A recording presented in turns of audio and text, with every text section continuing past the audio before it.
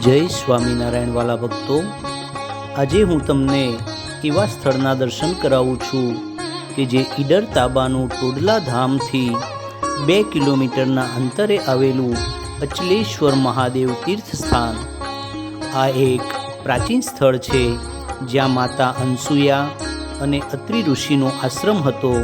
અહીં ખુશાલ ભટ્ટ એટલે કે ગોપાળાનંદ સ્વામીને તેડવા માટે ભગવાન શ્રી સ્વામિનારાયણ પધાર્યા હતા. અહીં અચલેશ્વર મહાદેવનું પ્રાચીન મંદિર આવેલું છે.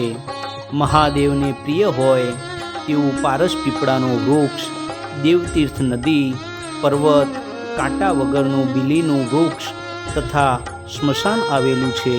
અહીં ખુશાલ ભટ્ટના માતા કુશળબા અને પિતા મોતીરામ ઠાકરે ગાયત્રી પુરસ્ચરણ કરેલું, જેના પ્રતાપે તેમના ઘરે ગોપાળાનંદ સ્વામી જેવા મહાન સંતનો જન્મ થયો હતો.